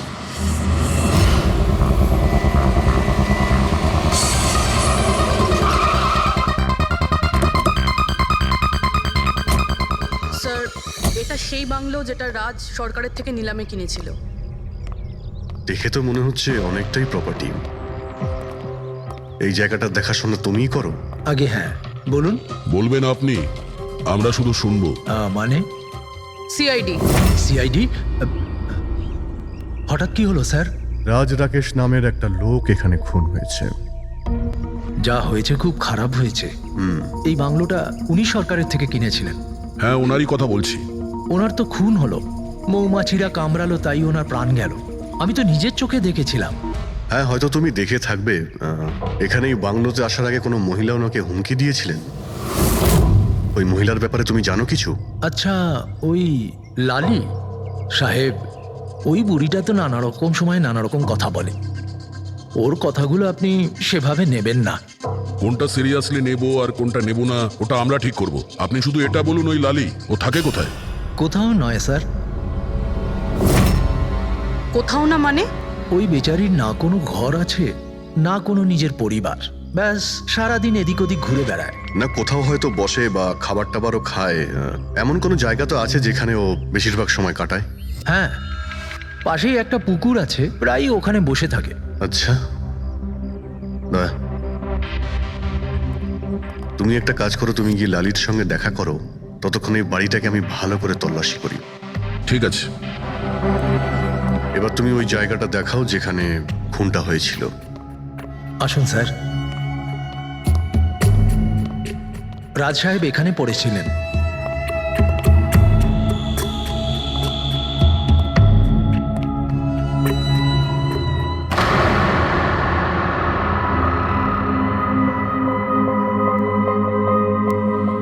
প্রথমে মৌমাছিরা রাজ সাহেবকে মেরে ফেলে, আর তারপর ওরাও মরে যায়। এই মৌমাছিটাকে এখানে প্রায় আক্রমণ করে? না স্যার, এর আগে তো আমি একটাও মৌমাছি এখানে দেখিনি। জানি না রাজ সাহেবকে কামড়াতে কোথা থেকে এত মৌমাছি চলে এলো।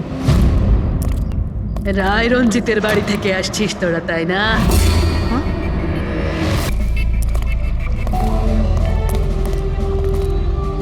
কি বললেন আপনি? রায় রঞ্জিতের বাড়ি থেকে আসছিস? আপনি কে? কেন গেছিলি ওখানে? নিজের মৃত্যুকে নিমন্ত্রণ জানাতে?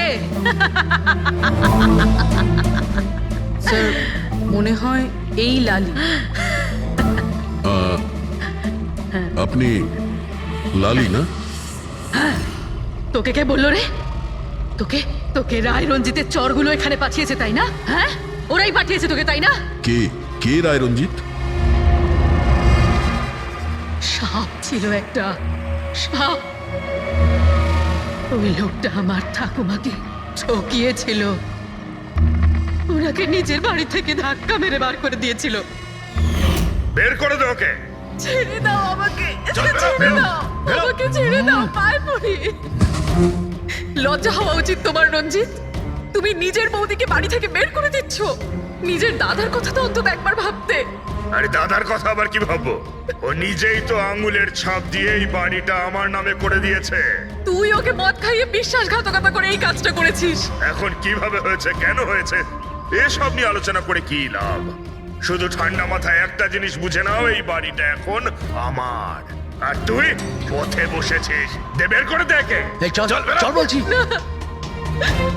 তোর ভাগে না শুধু একটা বাড়ি আসেনি, একটা বাংলো এসেছে। এমন একটা বাংলো যার প্রত্যেকটা কোণায় আমার অভিশাপ লেগে থাকবে। আমি তোকে অভিশাপ দিচ্ছি। শুধু তুই না, এই বাড়ির যেই মালিক হবে সে আর বেঁচে থাকবে না। মৃত্যুর খেলা হবে এখানে, মৃত্যুর খেলা। এতদিনে কতজন মরেছে? সেই সব লোক মরে গেছে যারা ওই বাড়িটা কিনতে চেয়েছে। তোরা কিন্তু এই বাড়িটা কিনতে চাস না, হ্যাঁ? তোদের কি ভালো মানুষ মনে হচ্ছে? না হলে তোমার বউ বিধবা হয়ে যাবে।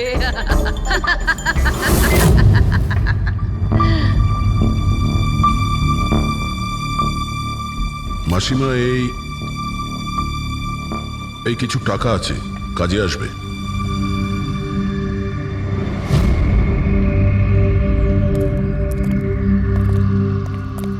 স্যার, মনে হয় না রাজের মৃত্যুতে এর কোনো হাত আছে। এ তো নিজেই বেচারি ভুল বিশ্বাস নিয়ে কষ্টের মধ্যে আছে। হতে পারে রাজের মৃত্যু কোনো মার্ডারই নয়, হয়তো কোনো দুর্ঘটনা।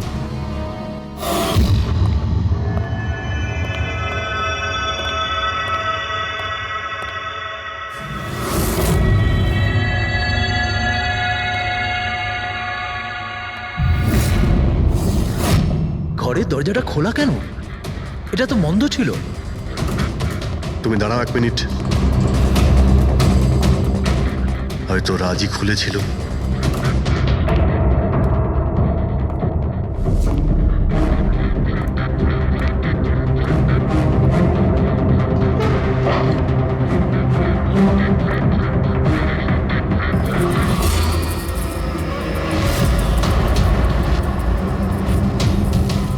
এখানে তো মৌচাক দেখতে পাচ্ছি। এদিকে এসো। আসছি স্যার। এই তো মৌমাছির চাক। আরে, আমি প্রথমবার দেখছি স্যার। কিন্তু এই রাজ এই স্টোর রুমে কি করতে এসেছিল? স্যার হয়তো বাংলোটা দেখতে এসেছিলেন। আচ্ছা, আর সেই সময় তুমি খাবার আনতে গিয়েছিলে? হ্যাঁ স্যার।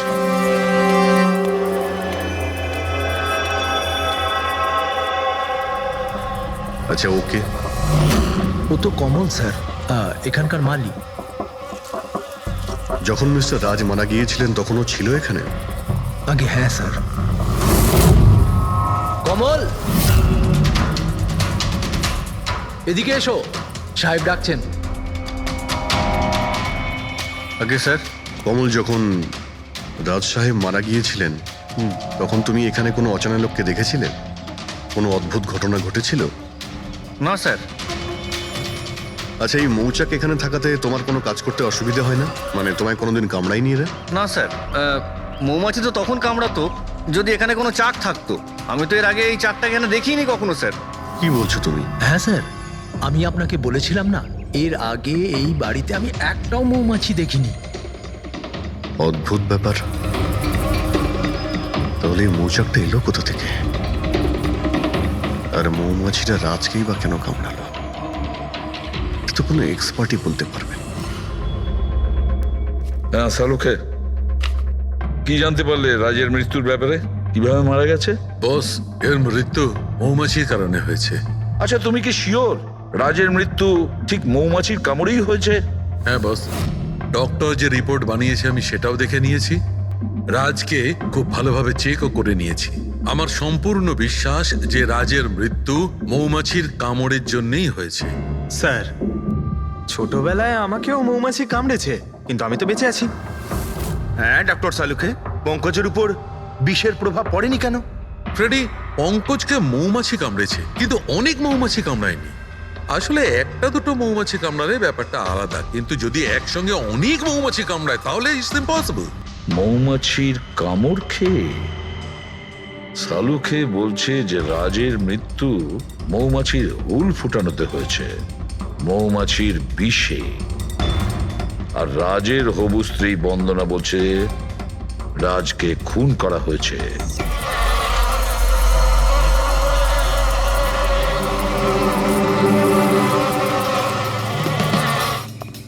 100% এই মৌচাকটাকে বাইরে থেকে নিয়ে সেখানে লাগানো হয়েছে।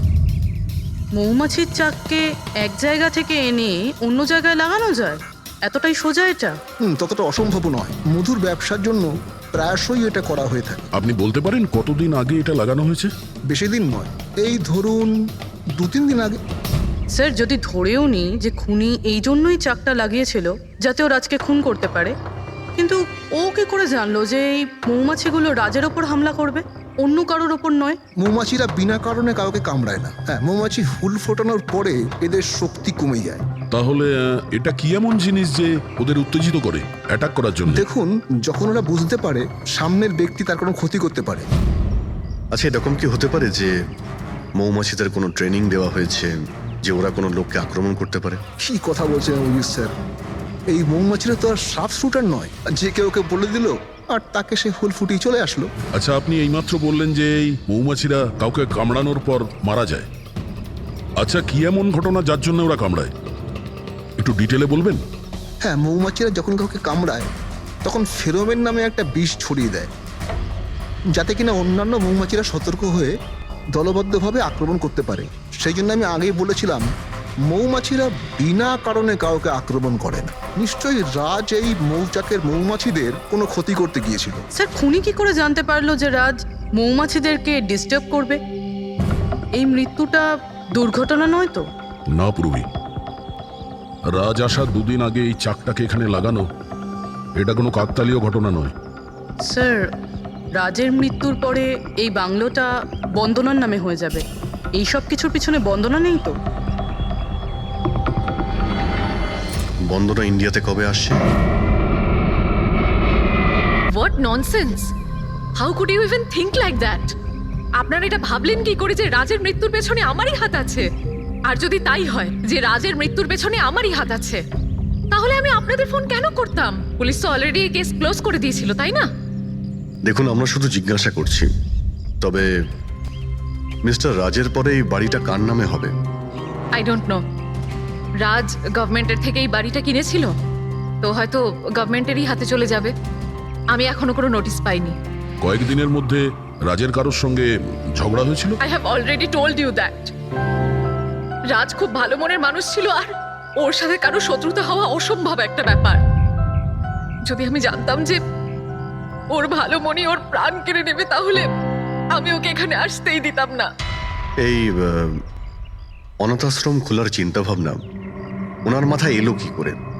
রাজ নিজে একজন অনাথ, তাই ও অন্য অনাথ বাচ্চাদের ফিলিংস বোঝে। ও অনাথ বাচ্চাদের বাড়ির মতো একটা পরিবেশ দিতে চেয়েছিল। আর ও যেই জানতে পারলো যে গভর্নমেন্ট এই বাড়িটা নিলাম করছে, তখনই রাজ সব থেকে বেশি দাম দিয়ে এই বাড়িটা কিনে নেয়। আচ্ছা, তাহলে রাজের মৃত্যুর কারণ এই বাড়িটা না তো? হতে পারে আর কেউ এই বাড়িটাকে কিনতে চেয়েছিল, রাজ এখানে এসে গেছিল তাই। হোয়াট? কেউ এতটা নিচ কিভাবে হতে পারে? পৃথিবীতে কি আর মনুষ্যত্ব বলে কিচ্ছু নেই? মনুষ্যত্ব আছে, বন্দনা দেবী, মনুষ্যত্ব আছে। তবে এমন মানুষ আছে যাদের সত্যি মনুষ্যত্ব বলে কিছুই নেই। জানার চেষ্টা করি যে কার কার এই প্রপার্টির উপর নজর ছিল। দেখুন স্যার, আমি আপনাদের বলতে পারবো না যে রাজবাবু ছাড়া এই নিলামের সঙ্গে আর কে কে যুক্ত ছিলেন। সরি। কেন বলতে পারবেন না? দেখুন, এটা সরকারি ইনফরমেশন, আমি এইভাবে যে কারোর সাথে এটা শেয়ার করতে পারি না। দেখুন, আমরাও তো সিআইডির হয়েই কাজ করছি। হ্যাঁ, আপনার কথা বুঝতে পারছি, কিন্তু আসলে কি বলুন তো, যদি সরকারি নোটিশ পাই তাহলে এই ইনফরমেশন আপনাদের দিতে পারি, আদারওয়াইজ পারবো না। স্যার, নোটিশ পেয়ে গেছি। এবার তো আপনি দেবেন। দেখুন, সরকারি কাজ যদি নিয়ম মেনে হয় তাহলেই ভালো লাগে। হ্যাঁ, ঠিক আছে। এই নিন, এই নিন। সব মিলিয়ে মোট 12 জন লোক ছিলেন যারা এই বাংলোটা কিনতে চেয়েছিলেন স্যার। স্যার, এই বাংলোর কাছে সরকার একটা হাইওয়ে বানাচ্ছে, সেই জন্য সবাই বেশি বেশি করে দাম বলছে, আর সবাই এই বাংলোটা কিনতে চায়। আচ্ছা, রাজের মৃত্যুর পর এই বাড়িটা কে পাবে? দেখুন, রাজবাবু ডকুমেন্টেশন কমপ্লিট করেননি, সেই জন্য এই নিলাম আবার করা হবে, আর যে জিতবে সেই বাংলোটা পেয়ে যাবে। I see. নতুন করে নিলামি আবার কবে হবে? দেখুন স্যার, সেই ডেটটা এখনো অব্দি ফিক্সড হয়নি, কিন্তু আপনাদের আরো একটা কথা আমি বলতে চাই স্যার, যে রাজবাবুর যতজন বিল্ডার ছিলেন ওরা সবাই রেগে ছিল, বেশ বিরক্ত ছিল। এর কারণ হচ্ছে উনি সব থেকে বেশি দাম দিয়েছিলেন। না স্যার, অ্যাকচুয়ালি উনি ডেডলাইনের পরে বিড সাবমিট করেছিলেন স্যার, সেই জন্য লোকজন বিরক্ত ছিল আমার। কিন্তু যদি উনি ডেডলাইনের পরে উনি বিট করে থাকেন, তাহলে সরকার অ্যাকসেপ্ট করলো কি করে? স্যার, অ্যাকচুয়ালি উনি ওখানে অনাথ আশ্রম খুলতে চেয়েছিলেন স্যার, স্যার আমেরিকার সাথে ইন্ডিয়ার টাইমের যে পার্থক্য সেটা হলো 9.5 ঘন্টার স্যার। সেই জন্যই সরকার ওই বিডটা অ্যাকসেপ্ট করেছিল স্যার। দেখুন এখন বাড়িটা সেই পাবে যার ভাগ্যে ওটা লেখা থাকবে। ভাগ্যে যদি নাও থাকে তো উনি তার ভাগ্য বদলানোর জন্য চেষ্টাও করেছিলেন, আর সেই লিস্টের মধ্যেই কেউ হবে। ললিতবাবু, এটা তো আবার দ্বিতীয়বার নিলাম হবে। তা যারা অ্যাপ্লাই করেছে এই দ্বিতীয় নিলামের জন্য, আমরা কি ওদের লিস্টটা দেখতে পারি? নো সরি, এই লিস্টটা আমি আপনাদের এই জন্য দেখাতে পারলাম কারণ এই নিলামই হয়ে গেছে, কিন্তু যে নতুন লিস্টটা আসতে চলেছে সেটা আমি কোনোভাবে আপনাদের দেখাতে পারবো না। আরে আরে আরে আরে আরে শালুকে তুমি কি করতে চাইছো? কি শুনছি আমি? যা শুনেছো একদম ঠিক শুনেছো বস। কি শুনেছি? রিজাইন দিচ্ছ নাকি? হ্যাঁ। কেন কেন কেন? ব্যাস আমার টাইম এসে গেছে। কিসের টাইম এসেছে? 1 মিনিট, টাইম আছে এখনো? আরে এই টাইম নয় ভাই। তাহলে দেখো, প্রত্যেক মানুষকে একদিন না একদিন রিটায়ারমেন্ট নিতেই হয়, সেটা ক্রিকেটার হোক, মিউজিশিয়ান হোক, যে কেউ হোক। আমারও টাইম হয়ে গেছে, আমি রিটায়ারমেন্ট নেবো। আরে তুমি যাচ্ছ কোথায়? এই দেখো, এটা কি? দেখো দেখো। আরে কি করছো যে তুমি শালুকে, বুঝতে পারছি না। এয়ার টিকিট, যাচ্ছ কোথায়? হ্যাঁ, লন্ডন? আরে বাহ বাহ বাহ, পঙ্কজ ক্যান্সেল করে দাও, যাও যাও। ক্যান্সেল হবে না।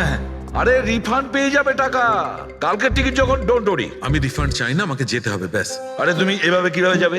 কি হচ্ছে ভাই, কি? আরে আমার এত বড় ভুল হয়েছে যে আমার নিজের কাছে নিজের লজ্জা করছে। এমন কি ভুল হয়েছে? ওই মৌমাছির কেসটা। ও হো হো, মৌমাছির কেস। এটা দুর্ঘটনা নয় বস, এটা হচ্ছে খুন। খুন, ওইখানেই আমার ভুল হয়েছে। মৌমাছির এক্সপার্টের সঙ্গে কথা হয়েছে? কি বলেছো? আমি এক্সপার্টের সঙ্গে কথা বলেছি, আমি নিজে ভালো করে চেকও করেছি। তখন আমি বুঝতে পারলাম যে এটা দুর্ঘটনা নয়, এটা একটা খুন। উনি মৌমাছিকে হাতিয়ারের মতো ব্যবহার করেছেন বস। ডক্টর শালুকে, সেটা কিভাবে? দেখো, মৌমাছি কখন আসে মানুষের কাছে? যখন ফেরোমেনের গন্ধ পায় তখনই না? হ্যাঁ, যখন মানুষেরা ওর বিপদ ডেকে আনে তখন মৌমাছিরা মানুষের কাছে যায়, গিয়ে হুল ফোটায়। ব্যাস ভাই, ঠিক এইখানেই আমার ভুল হয়েছে। আমি তো কখনো ভেবেই দেখিনি যে ফেরোমেন বানানো যায় ভাই।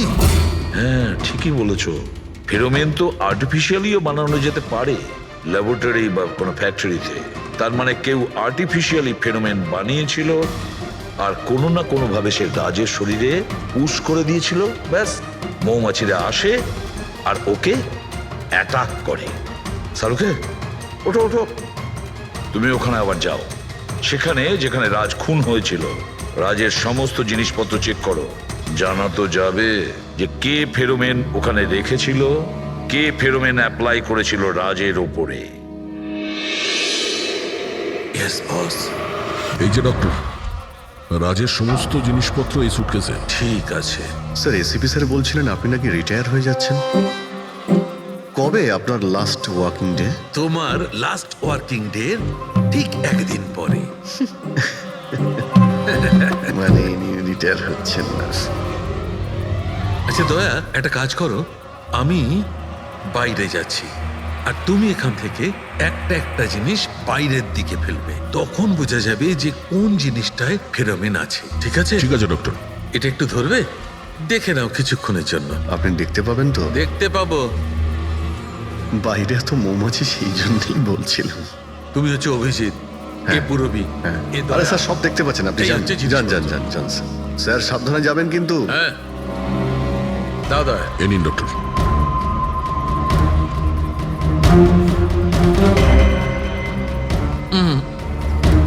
না, এতে ফেরোমেন নেই।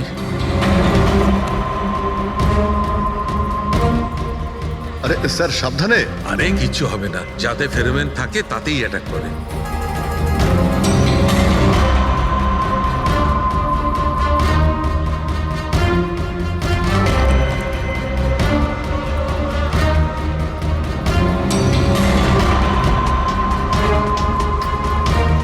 আরে দেখ,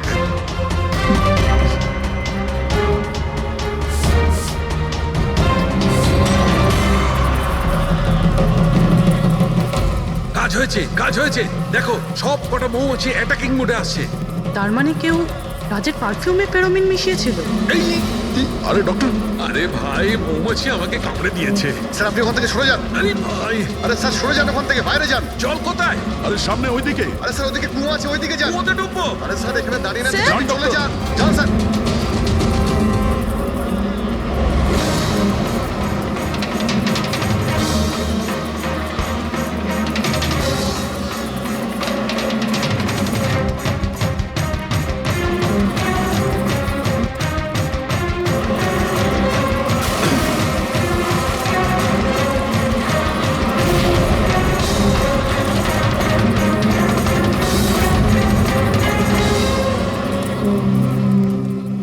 আছেন ডক্টর? বাপ রে বাপ, এই মৌমাছিরা আপনাকে রিটায়ার হতে দেবে না স্যার। আসুন আসুন আসুন আসুন আসুন আরে মৌমাছি, আসুন আসুন আসুন আসুন আসুন। হ্যালো দাদা, নমস্কার, কেমন আছেন? আপনি? আমি হলাম চন্ডুমাল ঘন্ডুমাল গঙ্গেশ ভাই। আরে বাহ, বেশ লম্বা নাম তো আপনার। বলুন, কি সাহায্য করতে পারি? আমি নিলামির জন্য এসেছিলাম। ওই পুরনো বাংলোটা আছে না হাইওয়ের কাছে, ওইটা আমি কিনতে চাই। আরে এভাবে কিনতে পারবেন না স্যার, ওটা নিলামি হবে, সেখানে যে জিতবে সেই কিনতে পারবে বাংলোটা। আরে বাবা, টাকা দেবো তো, আমি টাকা দেবো। দেখুন, আর সময় নেই হাতে, মাত্র 15 মিনিট বাকি আছে। আপনি লেট করে ফেলেছেন। আরে কি বলছেন আপনি, 15 মিনিটে কি কি হয়ে যায়? আরে দেখুন না আপনি, আমি তো এই বিটের জন্য এইটাও নিয়ে এসেছি। এই দেখুন। রাকেশ, রেজিস্টারটা নিয়ে এসো তো।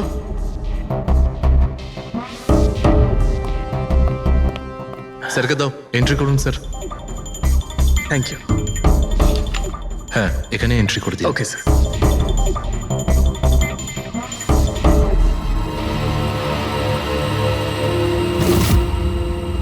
এখানে সাইন করে দিন শেষে গিয়ে।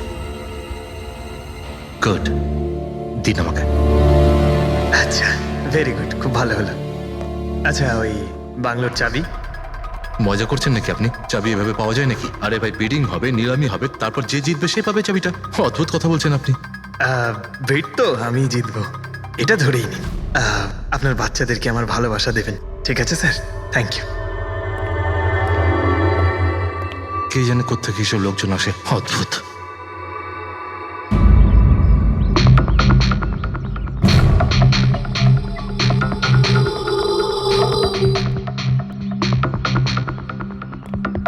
কি দাদা, কাজ হয়েছে? স্যার, এই দেখুন আমার হাতের কাজ। Good job Pankaj. 12 জনের মধ্যে 2 জন আছে যে দ্বিতীয়বার বিট করেছে এই বাড়িটা কেনার জন্য, হেমন্ত আর রোশন।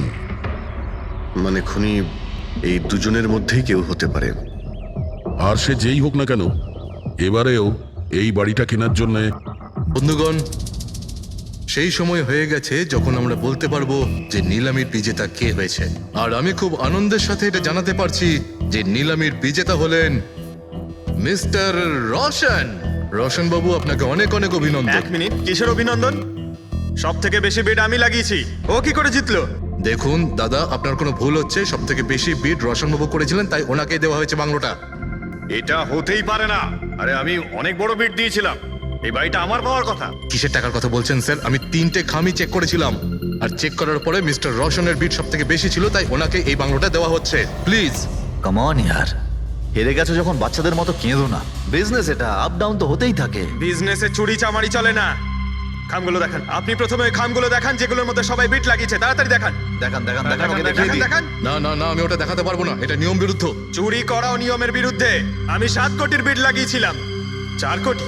এক্ষুনি হেড অফিস থেকে ফোন করবে, বলবে আমি 3 কোটি লাগিয়েছিলাম। 4 কোটি কম। কোনো ফোন আসবে না। বোকা পেয়েছে নাকি আমাদের? আপনি বললে ফোন আসবে। চলো তোলো, ফোনটা তোলো এক্ষুনি। আমি কি করব না করব সেটা আপনার কাছে শুনবো না আমি। আপনি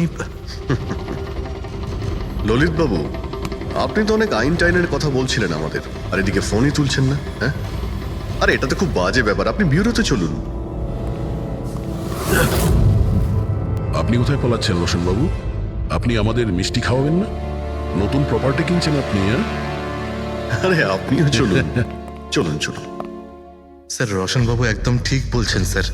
রোশন বাবুর এর সঙ্গে কোনো সম্পর্ক নেই স্যার। যা ফ্রড হয়েছে স্যার আমি করেছি। এই রোশনের অপরাধ নিজের কাঁধে কেন নিচ্ছ? ও কি তোমাকে অনেকগুলো টাকা দিয়েছে? একটা কথা মনে রেখো, এই টাকা খরচ করার সময় পাবে না। খুব তাড়াতাড়ি তোমার ফাঁসি হবে। স্যার, স্যার এই সামান্য বেইমানির জন্য ফাঁসি দেবেন আমাকে? আরে না না, বেইমানির জন্য নয়, খুন করার জন্য। খুনের জন্য ফাঁসি হবে। স্যার, খুন কার খুন স্যার? রাজ রাকেশের খুন, যে আগের নিলামে ওই বাড়িটা প্রপার্টিটা কিনেছিল। স্যার, কিন্তু আমি কাউকে মারিনি স্যার। স্যার, আমি মারিনি কাউকে স্যার। আমরা জানি জানি, এই রসানি মেরেছে। তুমি ওর কথা ফাঁস করে দাও, না হলে এর পাপের ফল কিন্তু তোমাকে ভোগ করতে হবে। স্যার, এটা আপনি কি বলছেন স্যার? আমি রাজকে কেন মারতে যাব বলুন? ওই প্রপার্টির জন্য, আর কিসের জন্য? আপনি এসব কি বলছেন স্যার? আমি মানছি আমি ললিতের সঙ্গে এক হয়ে নিলামির কাজে একটু আদ্র গুপি কাজ করেছি, কিন্তু এই প্রপার্টির জন্য আমি কাউকে খুন করে দেব নাকি? তার মানে তুমি বলতে চাইছো তুমি এই খুন করনি? না স্যার। আচ্ছা ঠিক আছে, রবি ওই পারফিউমটা নিয়ে এসো তো একটু।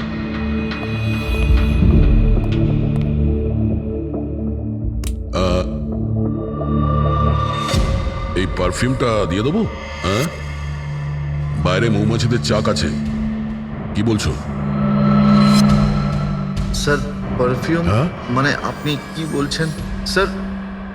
আমাদের কেসের সঙ্গে পারফিউমের কি সম্পর্ক আছে স্যার? তুমি কি সত্যিই জানো না এই পারফিউমের সঙ্গে কেসটার কোনো সম্পর্ক নেই? স্যার আমরা সত্যি কথা বলছি স্যার, রাজবাবুর মৃত্যুর সঙ্গে আমাদের কোনো সম্পর্ক নেই স্যার। স্যার ললিত একদম ঠিক কথা বলছে স্যার। তাহলে এই খুনটা রোশন করেনি, তাহলে বাকি থাকে ও, সেই একজন। এই কাগজ থেকে এটা প্রমাণিত হয় যে তুমি রঞ্জিত রায়ের নাতি। তোমার কাছে তো অনেক বড় কারণ ছিল এই বাড়িটাকে ফিরে পাওয়ার জন্য। কি দেখুন, রায় রঞ্জিতের নাতি হওয়ার সুবাদে এটা প্রমাণ হয় না যে এই খুনটা আমি করেছি। হেমন্ত বাবু, খুনি কখনো কখনো তার অপরাধের প্রমাণ তার নিজের সঙ্গে নিয়ে ঘোরে, যেমন আপনি। আমি বুঝলাম না ঠিক। আপনাকে বোঝাচ্ছি, এই দেখুন প্রমাণ। অদ্ভুত ব্যাপার ডক্টর সালুখে, আপনারা সেফটি স্যুট পরা সত্ত্বেও এইভাবে আপনাদের মৌমাছি কামড়াতে পারলো? হ্যাঁ, কখনো কখনো সেফটি স্যুট পরা সত্ত্বেও মৌমাছি কামড়াতে পারে। আর তার উপর মৌমাছির চাকটাকে যদি এদিক থেকে ওদিকে নিতে হয় তাহলে তারও বেশি অ্যাটাক হতে পারে। দেখুন আসলে এই অনেক হয়েছে হেমন্ত, নিজেকে নির্দোষ প্রমাণ করার জন্য আর কোনো রাস্তা আছে তোমার? আজ্ঞে না, আমি এসব কাজ করেছি। যখন রাজ বাংলোতে ঢুকলো তখন আমি ওখানেই ছিলাম, আর সুযোগ পেয়ে আমি বাংলোয় ঢুকে পড়েছিলাম। আমি পারফিউমের বোতলের মধ্যে ফেরোমেন মিশিয়ে দিয়েছিলাম। তারপর রাজকে আওয়াজ দিয়ে ডিস্টার্ব করে আমি ওকে মৌচাকের কাছে নিয়ে যাই, আর তারপর যা কাজ মৌমাছি করেছে। আমি আমার পৈতৃক বাড়িটা ফেরত পেতে চেয়েছিলাম। বাহ বাহ বাহ, নিজের পৈতৃক ভিটে বাঁচাতে আপনি একজনকে খুন করে দিলেন। আইন আপনাকে কোনোদিন ক্ষমা করবে না। খুব কম হলেও আজীবন কারাবাস হবে আপনার। নিয়ে যাও একে পঙ্কজ। চলো।